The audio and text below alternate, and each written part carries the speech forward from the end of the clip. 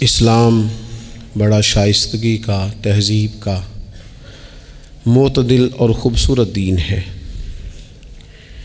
انسانی زندگی میں کوئی شخص کوئی بھی کام کرتا ہو، لیکن اگر وہ کام بے ترتیب ہو، بے ڈھنگ ہو، غیر منظم ہو، تو اس کام کا سارا حسن ضائع ہو جاتا ہے۔ اسلام یہ چاہتا ہے کہ ہر کام ترتیب سے کیا جائے، مرتب کر کے کیا جائے، منظم انداز سے کیا جائے۔ انسان اپنی زندگی میں عبادت سے لے کر تجارت تک اپنی زندگی کے ہر شعبے میں نظم و ضبط کا مظاہرہ کرے۔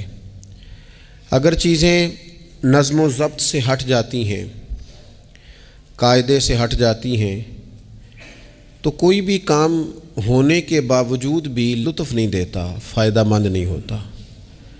ہم یہ دیکھتے ہیں کہ مسلمانوں نے بہت ساری چیزوں کو بے ترتیب کر لیا ہے۔ ہماری زندگیوں میں ہر چیز ہے، نظم و ضبط نہیں ہے، وقت کی پابندی نہیں ہے، وقت کی قدر نہیں ہے۔ روزمرہ کے معاملات کے اندر ہم اپنے معاملات کو ترتیب سے نہیں چلاتے۔ کبھی کوئی کام کرتے ہیں تو اسے کیے ہی جاتے ہیں، اعتدال سے ہٹ جاتے ہیں، اور پھر اسی کام کو اس طرح چھوڑ دیتے ہیں کہ جیسے کبھی کوئی لینا دینا ہی نہیں تھا۔ اس سے انسان ایک بھرپور زندگی نہیں گزار سکتا، وہ وقتی اور جذباتی فیصلوں کا قائل ہو جاتا ہے۔ اس کی زندگی کے اندر ہر چیز ایک مخصوص وقت کے لیے اور ایک مخصوص ٹائم کے لیے آتی ہے، اور ایک مخصوص ٹائم کے لیے وہ چیز وہاں سے رخصت ہو جاتی ہے۔ اس میں کوئی شک نہیں کہ ہم انسان ہیں، ہمارے اندر کمزوریاں ہیں، باوجود کوشش کے بڑی جگہوں پہ غلطیاں، سستیاں، کمزوریاں رہ جاتی ہیں۔ لیکن کچھ لوگ اپنے ذہن سے کوئی منصوبہ بندی کرنا ہی نہیں چاہتے۔ ہو جائے گا، اللہ کرم کرے گا، اللہ بڑا مہربان ہے۔ بھئی یہ ساری باتیں ٹھیک ہیں، لیکن اسی کریم رب نے کہا ہے صبح اٹھو، اسی کریم رب نے کہا ہے کہ وقت پر نیند پوری کرو، اسی کریم رب نے کہا ہے کہ ان الصلاۃ کانت علی المؤمنین کتابا موقوتا، فرمایا بے شک نماز مسلمانوں پر مقررہ وقت پر فرض ہے۔ اسے اپنی ترتیب سے، وقت کے حساب سے تم نے ادا کرنا ہے۔ یہ نہیں ہو سکتا کہ تم کہو جی میری آنکھ 9 بجے کھلتی ہے تو میں فجر 9 بجے پڑھوں گا، اس کا ٹائم 6 بجے ہے تو تمہیں 6 بجے ہی فجر پڑھنی پڑے گی۔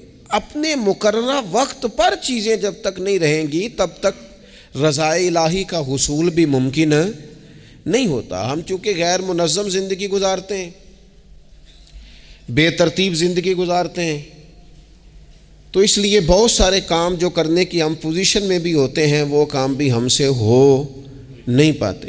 ایک تو بہت سارا مسئلہ لوگوں کا یہ ہے کہ کل کر لیں گے، انشاءاللہ ہو جائے گا، آپ دعا کریں ہو جائے گا، آپ فکر نہ کریں ہو جائے گا۔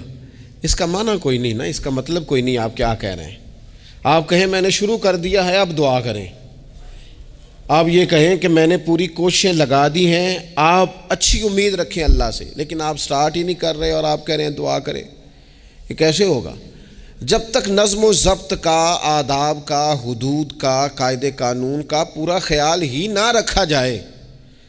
حضرت سید فیض الحسن شاہ صاحب رحمۃ اللہ تعالیٰ علیہ فرماتے ہیں کہ ایک خاتون بڑی عجلت پسند تھی، جلد باز تھی، تو اس کا شوہر اس کی چیزوں سے بڑا پریشان تھا، جلدی میں آدھا کام کرتی تھی، آدھا کام خراب کر دیتی تھی، تو اکثر آ کے کہتی تھی دعا کریں بڑا مارتا ہے۔ اگرچہ اس کا مارنا پھر بھی درست نہیں تھا، لیکن وہ دیہاتوں میں آپ کو پتہ ہے نا، بعض لوگ بڑی جہالت کا مظاہرہ کرتے ہیں، اس قدر زیادہ شدت کے ساتھ تکلیف دیتے ہیں کہ جو بالکل نازیبا ہو جاتی ہے۔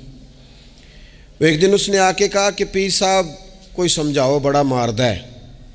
تو آپ نے فرمایا تو سنا ہے بڑی جلد باز ہے، کام نظم و ضبط سے نہیں کرتی۔ کہنے لگی جی دیکھیں جی کیا نظم و ضبط اور کیا معاملہ، کل اس نے مجھے کہا دال پکا دو تو میں نے اس میں گھی بھی ڈالا ہے، مرچیں بھی ڈالی ہیں، پیاز بھی ڈالا ہے، لہسن بھی ڈالا ہے، ہلدی بھی ڈالی ہے، بس ذرا جلدی میں نے دال ہی تو نہیں ڈالی۔ تو یہ کو مارنے والی بات ہے؟ ہر شے ہے، ایک شے ہی نہیں۔ ہمارے ہاں بہت سارے لوگ ایسے ہیں جو جلدی میں اصل کو ہی بھول جاتے ہیں۔ وہ کہتے ہیں باقی میں نے سارے کیے، کوئی رہ تو نہیں نہ گیا، سارے کیے، ایک ہی نہیں نہ کیا۔ او بھائی جو اصل تھا وہ تو رہ گیا۔ نظم و ضبط، قاعدہ، قانون، جب تک ہمارے اپنے اندر، میں دوستوں سے کہہ رہا تھا پھر کہتا ہوں، میرے اسلاف فرمایا کرتے تھے جو والد تہجد نہ پڑھے اس کے بچے فجر نہیں پڑھتے۔ والد کو جب تک وہ سحری میں سجدہ ریز نہیں دیکھیں گے اتنی دیر تک آپ ان سے 1.5-2 گھنٹے پہلے اٹھیں گے تو پھر وہ اٹھیں گے۔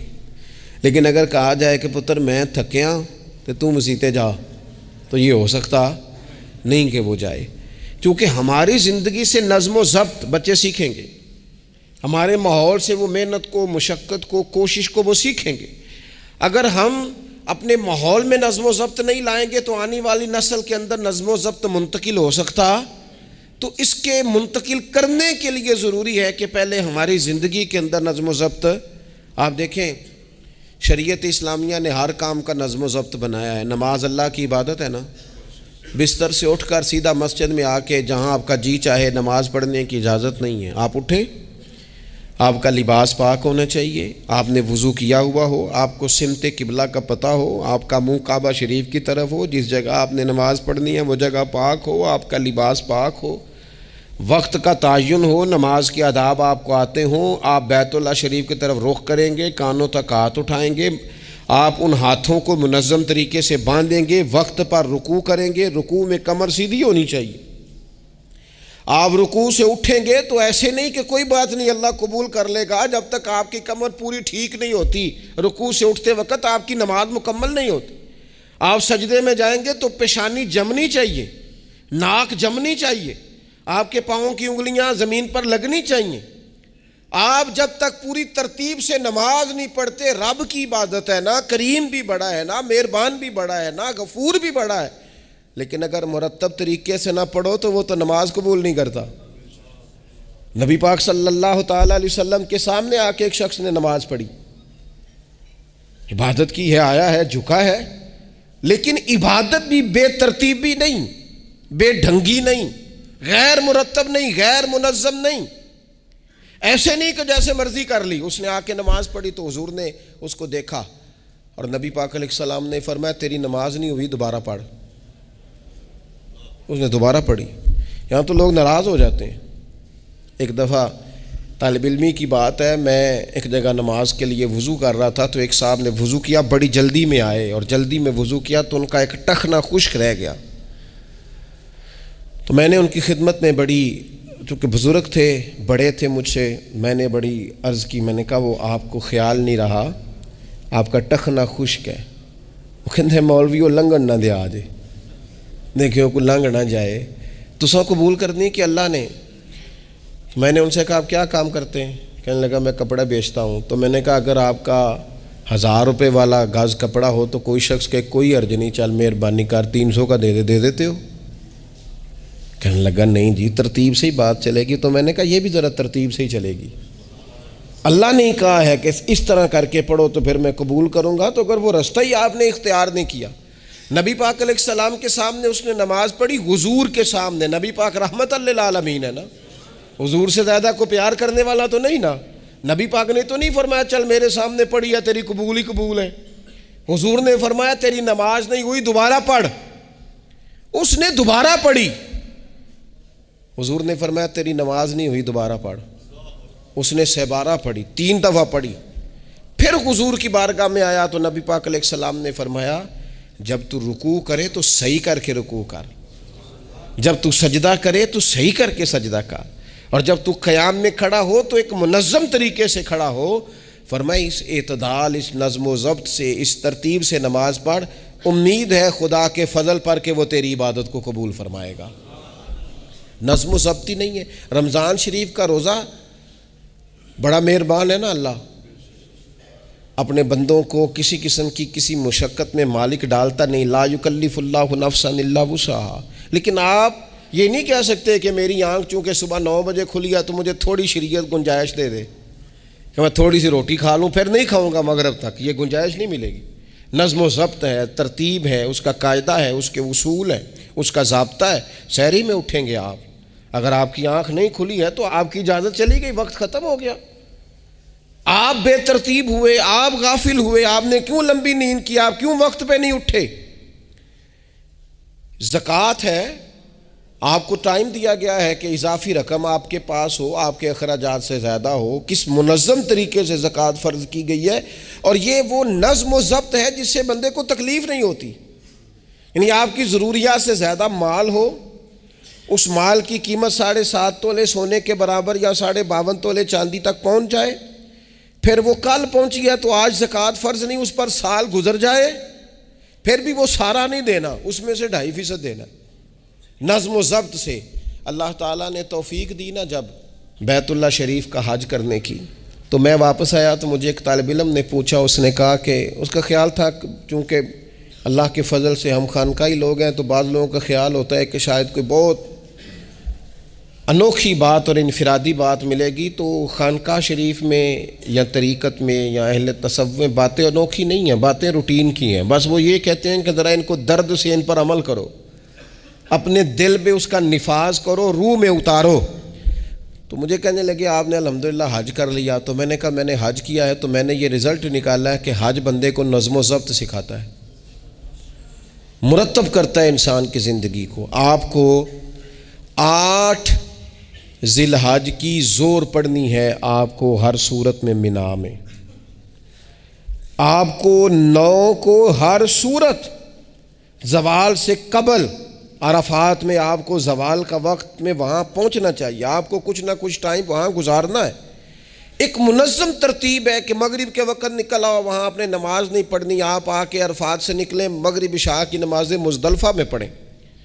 آپ کو 10 کی صبح کو جا کے کنکر مارنے ہیں، آپ یہ نہیں کہہ سکتے کہ میں جناب 2 دن پہلے یہ کام ختم کر لوں. مقررہ ٹائم پہ جو 9 ذی الحج کو میدان عرفات میں نہیں جائے گا اس کا حج ہو سکتا، کیونکہ یہ ایک نظم و ضبط ہے، دین نے قاعدہ بنایا ہے، قاعدے کے بغیر آپ یہ کام کر سکتے. میں مصروف ہوں جی، مجھے سفر کرنا ہے، میں نے قربانی کرنی ہے تو 10 کو نہیں کر سکتا، میں 8 کو کر کے چلا جاؤں تو جاؤ، اللہ قبول ہی نہیں کرتا. قربانی اپنے ٹائم پہ مقررہ وقت پر. نظم و ضبط پوری عبادات اسلامیہ میں آپ دیکھ لیں، نظم و ضبط ہے، اصول ہے، قاعدہ ضابطہ ہے. وہ ہمارے یہاں کچھ لوگ نا درویشی کی بنیاد پر بھی جہالت پھیلاتے ہیں، وہ کہتے ہیں جی اسی درویش لوگ ہیں جی، ہم کسی نظم و ضبط کے قائل نہیں. اس کا کیا معنی ہوا جی؟ وہ درویش تو تنظیمیں نہیں چلاتے، تو درویش کیا چلاتے ہیں؟ جہالت چلاتے ہیں. درویش ہی تو تنظیم چلا سکتا ہے، درویش ہی تو ادارہ چلا سکتا ہے، درویش ہی تو ایک منظم سلسلہ تعلیم آگے لے جا سکتا ہے، چونکہ اس کی زندگی میں نظم و ضبط ہوتا ہے، اس کی زندگی ایک پورے قاعدے کے مطابق مرتب ہوتی ہے، اس کی زندگی میں ٹائم ٹیبل پوری ترتیب سے ہوتا ہے. تو یاد رکھیے گا کہ نظم و ضبط ایک حسن ہے. آپ دیکھیے شریعت اسلامیہ کس طرح سے ہماری تربیت کرتی ہے. شریعت تو کہتی ہے باقی ساری چیزیں تو ایک طرف رہ گئیں، کسی کے گھر بھی جانا ہے تو نظم و ضبط سے جانا ہے. آپ کے بھائی کا گھر ہے، آپ کے دوست کا گھر ہے، آپ کا قریبی تعلق ہے، بغیر اجازت جا سکتے ہیں؟ دین نظم سکھاتا ہے. قرآن مجید فرقان حمید نے کہا یا ایھا الذین آمنوا لا تدخلوا بیوتا غیر بیوتکم حتی تستأنسوا وتسلموا علی اہلھا. کیا کرو؟ اگر کسی کے گھر جاؤ نا تو پہلے جا کے اجازت لو. یا ایھا الذین آمنوا، اے ایمان والو. کن سے کہا؟ صاحب. کسی کے گھر میں داخل ہونا ہے تو پہلے کیا کرنا ہے؟ اجازت لینی ہے. اہل خانہ کو سلام کرنا ہے، اور اگر وہ اجازت نہ دیں تو پھر ان کے گھر میں داخل ہے. نبی پاک علیہ السلام 3 دفعہ دستک دیتے تھے، اجازت نہیں ملتی تھی تو لوٹ آتے تھے. جھگڑا کیا ہے؟ یہاں علام لوگ ناراض ہو جاتے ہیں، کہتے ہیں میں ملنے گیا سا جی تو مینوں ٹائم ملیا سی، آپ کے ٹائم کا نہیں میں نے خیال کیا. جب تک آپ نظم و ضبط نہیں سمجھتے، ترتیب نہیں سمجھتے. آپ دیکھیں نا نبی پاک صلی اللہ تعالی علیہ وسلم کے گھر کھانا تھا صحابہ کا، صحابہ نے کھانا کھا لیا. بہت سارے لوگ ایسے ہوتے ہیں جو کھانا کھانے کے بعد بیٹھ جاتے ہیں، شادیوں پہ، بیاہ پہ آپ دیکھتے ہیں گپ شپ لگنے لگتی ہے، وہ دیر تک بیٹھے رہتے ہیں. تو وہاں بھی کچھ لوگ بیٹھ گئے، کوئی اچھی گفتگو، کوئی دین کی، کوئی خیر کی بات ہونے لگی. نبی پاک علیہ السلام 2-3 دفعہ تشریف لائے، ان کو دیکھا. یا ایھا الذین آمنوا لا ترفعوا اصواتکم فوق صوت النبی ولا تجہروا لہ بالقول. نبی پاک صلی اللہ تعالی علیہ وآلہ وسلم کی بارگاہ میں تو آواز اونچی نہیں کرنی، تم نے اس طرح چلا کر بات نہیں کرنی، اس طرح لوگ آپس میں کرتے ہیں. دھیما لب و لہجہ، یا ایھا الذین آمنوا لا تقولوا رائنا وقولوا انظرنا، لفظوں کے چناؤ میں احتیاط کرنی۔ وہ دیر تک بیٹھے رہے، بات چیت ہو رہی ہے، حضور دو ایک دفعہ آئے واپس چلے گئے، اللہ تعالیٰ نے قرآن نازل کر دیا، فرمایا میرے محبوب کو تکلیف دیتے ہو؟ جب کھانا کھا چکو تو اٹھو، اب جاؤ، ختم ہو گئی دعوت، ٹائم مکمل ہوا، اب کوئی کام کرنے دو۔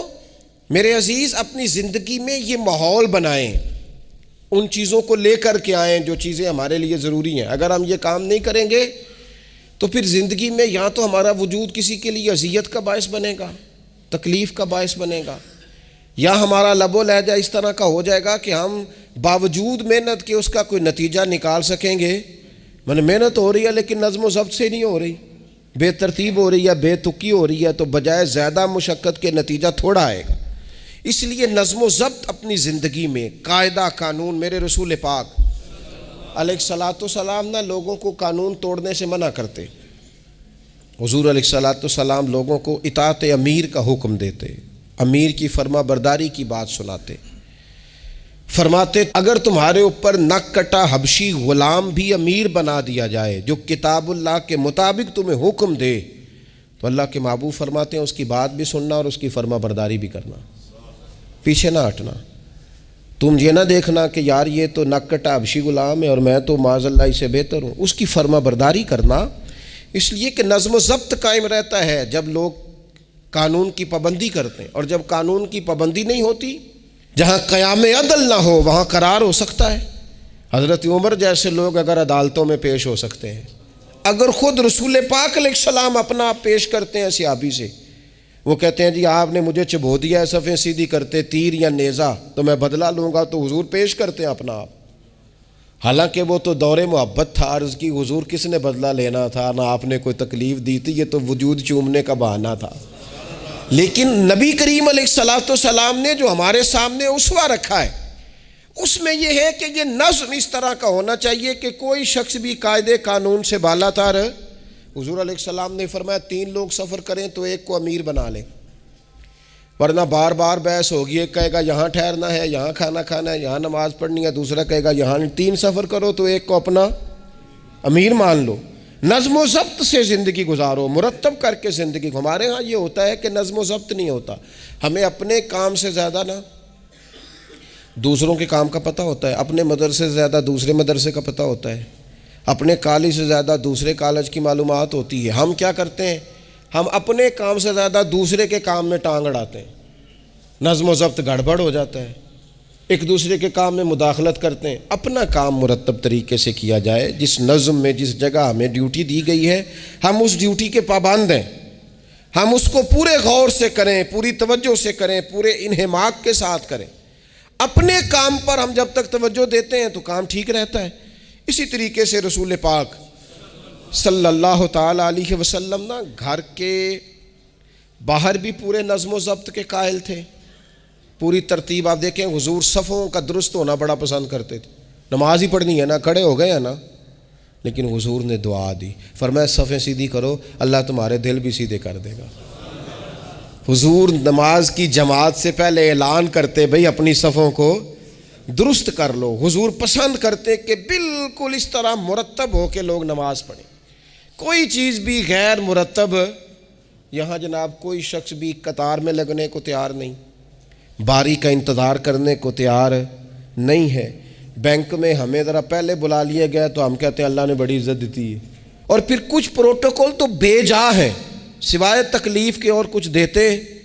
میں نے جنازوں پہ دیکھا ہے، کسی عالم کا جنازہ پڑھا ہے، کسی بڑے آدمی کا، تو وہاں 15 لوگ ہوتے ہیں ٹوٹل جو جنازہ نہیں پڑھنے دیتے، وہ گھسے ہوتے ہیں آگے، میں نے چہرہ دیکھنا ہے، میں نے اگلی صف میں کھڑے ہونا ہے۔ یہی حال محافل میں ہوتا ہے۔ نظم و ضبط پیدا کریں، کسی چیز کو بے ترتیب نہ کریں، کوئی کام بھی بے ڈھنگا نہ ہو۔ نبی اکرم صلی اللہ تعالیٰ علیہ وسلم کی مجلس مبارک میں جب کوئی شخص آتا تھا نا تو حضرت ابوبکر صدیق اسے سائڈ پہ لے جاتے تو کہتے تھے تمہیں پتہ ہے اللہ کا قرآن کہتا ہے حضور کے سامنے آواز اونچی نہیں کرنی۔ اسے پہلے آداب مجلس سکھاتے تھے، نظم و ضبط سکھاتے تھے، حضور کی بارگاہ میں حاضری کا طریقہ سکھاتے تھے، پھر نبی پاک صلی اللہ تعالیٰ علیہ وسلم کی بارگاہ میں پیش کرتے تھے۔ ہمارے بے صبرے ہو جانے کی بڑی وجہ بھی یہ ہے کہ نظم و ضبط نہیں، ہمارے جلد باز ہو جانے کی وجہ یہ ہے کہ نظم و ضبط نہیں، ہماری طبیعت جو بہت زیادہ ڈسٹرب ہو جاتی ہے، ذہنی الجھاؤ پیدا ہوتا ہے، اس کی وجہ بھی یہ ہے کہ نظم و ضبط نہیں ہے۔ ہم بعض چیزوں میں اتنے زیادہ تلخ ہو جاتے ہیں، اور تلخی کی وجہ سے یہ بنتی ہے کہ مزاج میں کوئی نظم و ضبط، کسی باری کا انتظار نہیں، کوئی ٹھہراؤ نہیں، کوئی گنجائش نہیں۔ ماحول میں نظم و ضبط پیدا کریں، زندگی میں نظم و ضبط پیدا کریں، اپنے بچوں میں نظم و ضبط لائیں، اپنے اداروں کے اندر نظم و ضبط پیدا کریں، اور پھر حوصلہ رکھیں، ہمت رکھیں، تحمل مزاجی پیدا کریں۔ نبی اکرم صلی اللہ تعالیٰ علیہ وسلم نے اپنے گھر میں اپنے ٹائم کو 3 حصوں میں تقسیم کیا تھا۔ ہم گھر کے اندر جاتے ہیں، اپنا ٹائم تقسیم نہیں کرتے، یہاں تو کوئی بندہ مطالبہ کرتا ہے تو ڈانٹ کے چپ کرانے کی کوشش کرتے ہیں، تھکا ہوا ہوں خبردار بات نہ کرنا۔ آپ نے چپ کرا دیا، چپ کرانے سے بغاوت پیدا ہوتی ہے، نفرت جنم لیتی ہے۔ یہاں چپ کرا دیتے ہیں، یا اگر ہم کوئی بات کرتے ہیں تو وہ کوشش کرتے ہیں کہ اس وقت جان چھوٹے، یہ دن گزرے کل دیکھیں گے۔ اس سے کیا ہوتا ہے، اس سے جو شخص آپ کے سامنے بیٹھا ہے اس کی امید ٹوٹتی ہے، وہ کہتا ہے یار یہ کیا معاملہ ہے۔ بچوں کی امیدیں ٹوٹتی ہیں، گھر والوں کی امیدیں ٹوٹتی ہیں کہ یار یہ تو جان چھڑا رہے ہیں۔ نبی اکرم صلی اللہ تعالیٰ علیہ وسلم جب گھر تشریف لے جاتے تھے تو حضور اپنے وقت کو 3 حصوں میں تقسیم کرتے۔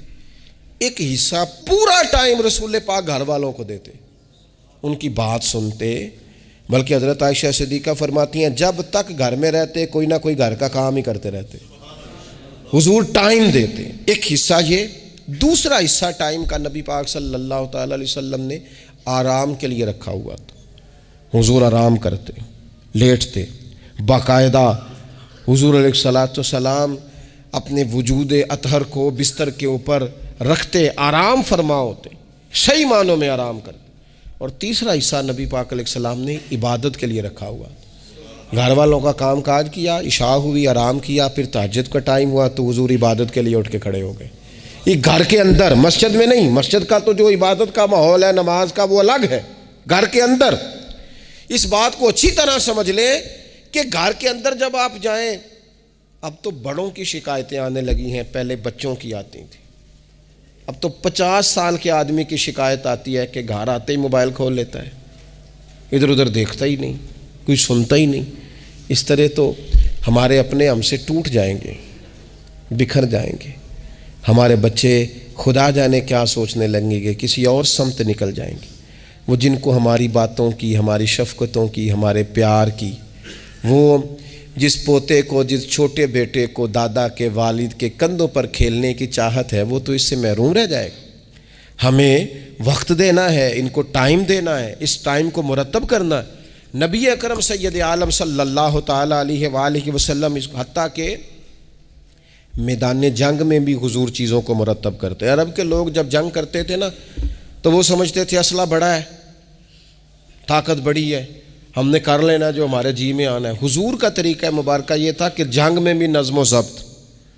حضور فرماتے قریب دشمن آ جائے تو طاق پہ بلا وجہ تیر نہ چلانا، وہ بالکل سامنے جب تمہیں نظر آ جائے، تمہیں نشانہ سمجھ میں آئے تب تیر چلانا۔ کئی دفعہ فرمایا صرف پتھر کا استعمال کرنا۔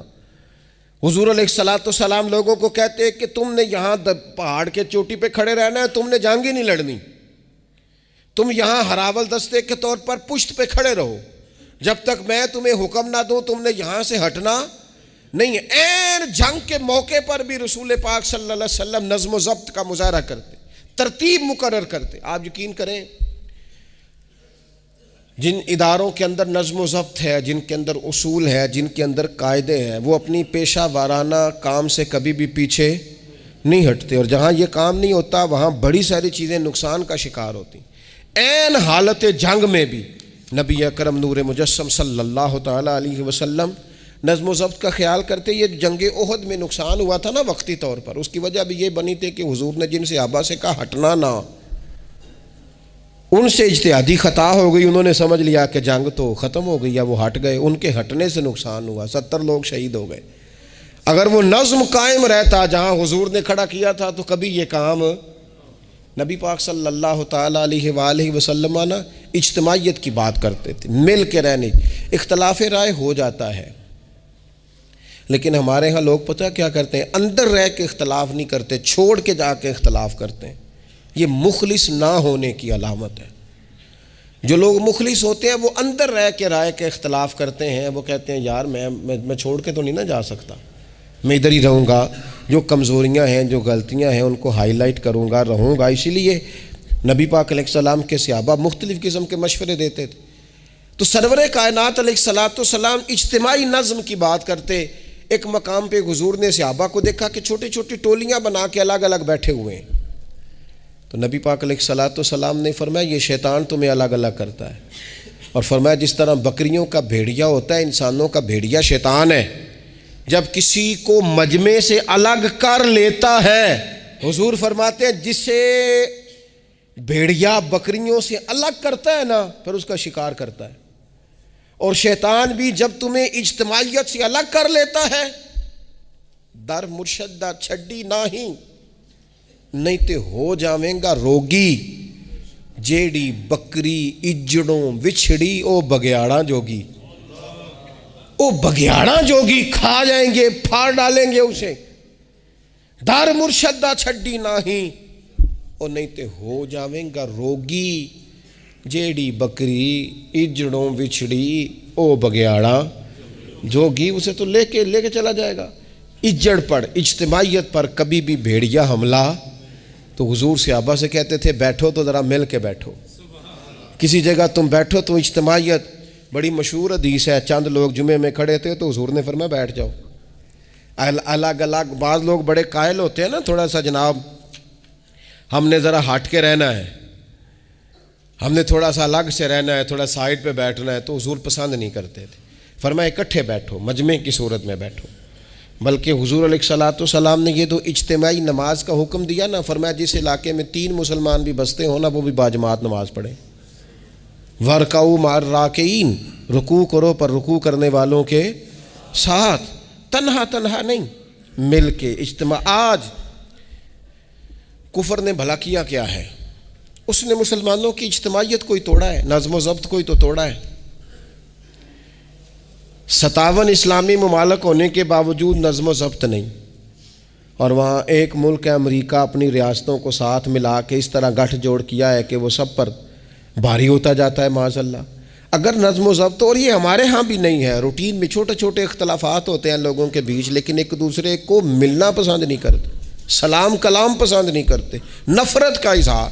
تو جب گلی محلوں میں نظم و ضبط نہیں، ٹولیاں بنی ہوئی ہیں، گروہ بنے ہوئے ہیں، چھوٹی چھوٹی باتوں میں لوگوں نے الگ الگ ماحول بنا دیا ہے۔ بلکہ بعض لوگ تو باقاعدہ بڑے ماہر ہوتے ہیں خاندان میں لڑائی کیسے کرانی ہے، محلے میں فساد کیسے ڈلوانا ہے، لوگوں کو کس طرح کر کے توڑنا ہے، کیا ایسا کام کرنا ہے جس سے کہ لوگ زیادہ سے زیادہ ٹوٹ جائیں۔ تو اپنی زندگی کے اندر، اپنے ماحول کے اندر، اپنی طبیعت کے اندر نظم و ضبط لائیں گے۔